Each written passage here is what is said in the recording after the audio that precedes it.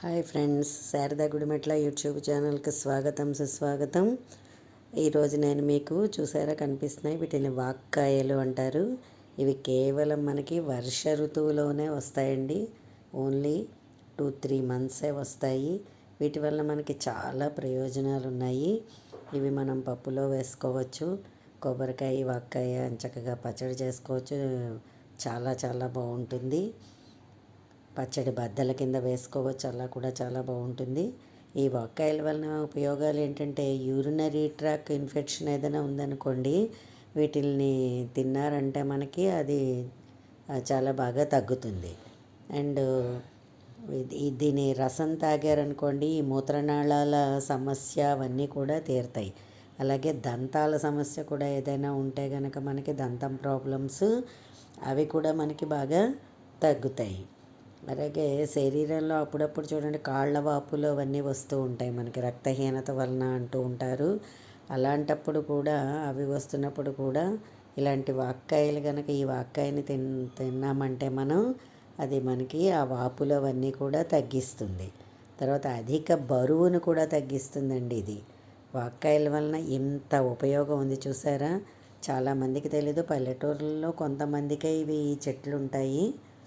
ఇవి రెడ్గా కనుక పండితే, విదేశాల వాళ్ళు అయితే మనకి చెర్రీ పండు అని వస్తుంది కదా, అదేంటంటే ఇది బాగా పండిన తర్వాత దీన్ని పంచదార రసంలో చేస్తారు. అవే చెర్రీ పళ్ళు అని కూడాను విదేశం వాళ్ళు చాలా బాగా వాడతారు. దీన్ని అన్నింట్లకి కూడా, కిళ్ళీలకి కూడా మనకి పండు ఇస్తూ ఉంటాడు చూడండి, అది చెర్రీ పండు అనుకుంటారు, కానీ అది వాక్కాయ పండు అండి. అది రియల్గా అందరికీ తెలియదు. ఈ పండునే తయారు చేస్తారు అలాగా. సో వాక్కాయల వలన ఇంత ప్రయోజనం ఉంది. వర్షాకాలంలో వస్తాయి కాబట్టి వీటిల్ని మీ ప్లేసుల్లో కనుక దొరికితే చక్కగా కొనుక్కుని మీరు కూడా వాటిల్ని యూజ్ చేయండి. నేను ఇవాళే రైతు బజార్ వెళ్ళేటప్పటికి నాకు వాక్కాయలు కనిపించాయి.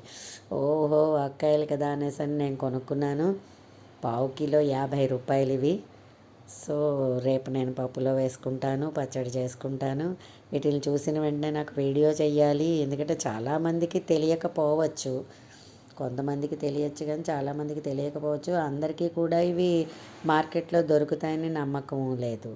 సో దొరికిన వాళ్ళు ఈ సీజన్లో ఈ కాయని మీరు తిని ఆస్వాదించండి, అందరికీ చూపించండి. మీకేమైనా ఎక్కువ ఉంటే చక్కగా పక్క వాళ్ళకి ఇచ్చి వాటి గురించి కూడా చెప్పండి. మంచి ఆరోగ్యవంతమైన కాయలు ఇవి. సో సీజనల్ కాయ, సీజనల్ ఫ్రూట్ అని చెప్పుకోవాలి. అందువలన అందరూ కూడా ఇది దొరికితే మీరు కూడా ఉపయోగించుకోండి.